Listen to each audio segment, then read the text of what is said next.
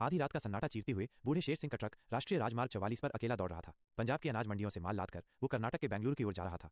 20 साल से ज्यादा का अनुभव, अनगिनत रातें उसने इसी तरह हाईवे पर गुजारी थीं। अब तो रातें उसकी दोस्त बन चुकी थीं और ट्रकों का शोर उसका संगीत। लेकिन आज की रात कुछ अलग थी। हवा में एक अजीब सी उदासी घुली हुई थी। पूर्णिमा का चांद बादलों के पीछे छिपा हुआ था और सड़क पर पसरा अंधेरा और भी घना लग रहा था। शेर सिंह ने अपनी केबिन में बज रहे पुराने पंजाबी गाने की आवाज थोड़ी और बढ़ा दी ताकि इस अनहोनी सी खामोशी को तोड़ सके। कुछ किलोमीटर आगे सड़क के किनारे एक ढाबा हमेशा खुला रहता था, प्रीत ढाबा। शेर सिंह हमेशा वहां रुककर चाय पीता था। उसकी चाय का स्वाद और ढाबे वाले प्रीत की मीठी बातें उसे तरोताजा कर देती थीं। आज भी उसने सोचा कि वहां रुककर थोड़ी राहत ले लेगा। जैसे ही उसका ट्रक ढाबे के नजदीक पहुंचा, उसने देखा कि ढाबा बंद है। ये देखकर उसे हैरानी हुई। प्रीत का ढाबा तो कभी बंद नहीं रहता था। उसने सोचा शायद कोई इमरजेंसी होगी। थोड़ी निराशा के साथ उसने ट्रक की रफ्तार बढ़ाई।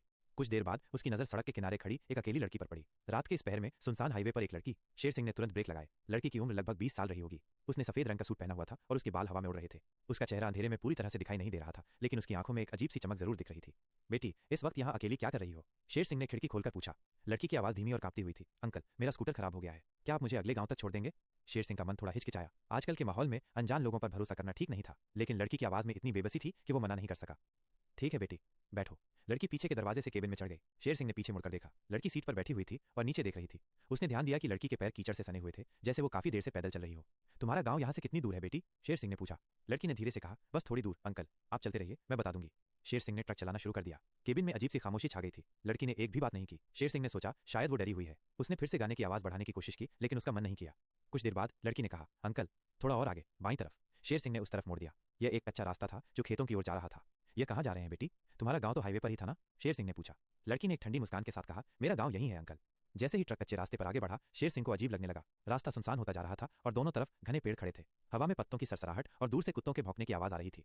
अचानक लड़की ने एक अजीब सी आवाज निकाली। ये न तो हंसी थी और न ही रोना। शेर सिंह डर गया। उसने पीछे मुड़कर देखा तो लड़की का चेहरा अब पूरी तरह से दिख रहा था। उसकी आंखें लाल थीं और उसके चेहरे पर एक भयानक मुस्कान थी। उसके दांत नुकीले और लंबे लग रहे थे। शेर सिंह ने डर से चीखने की कोशिश की, लेकिन उसकी आवाज गले में ही अटक गई। लड़की ने अपना हाथ बढ़ाया और शेर सिंह का हाथ पकड़ लिया। उसके हाथ बर्फ की तरह ठंडे थे। तुम कौन हो? शेर सिंह ने थरथराते हुए पूछा। लड़की की आवाज बदल गई। अब वो एक कर्कश और भयानक आवाज में बोल रही थी, मैं वही हूँ जो इस हाईवे पर भटकती आत्माओं को अपने साथ ले जाती हूँ। शेर सिंह ने अपना हाथ छुड़ाने की कोशिश की, लेकिन लड़की की पकड़ बहुत मजबूत थी। उसने देखा कि लड़की के नाखून लंबे और काले हो गए थे। ट्रक तेजी से चल रहा था और शेर सिंह को समझ नहीं आ रहा था कि क्या करे। उसने ब्रेक लगाने की कोशिश की, लेकिन उसके पैर सुन हो गए थे। अचानक ट्रक जोर से झटका और रुक गया।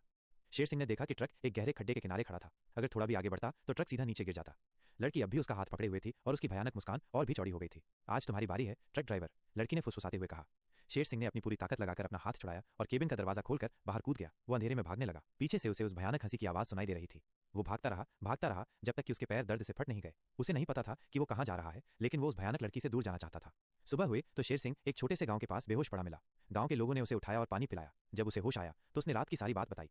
गांव के लोगों ने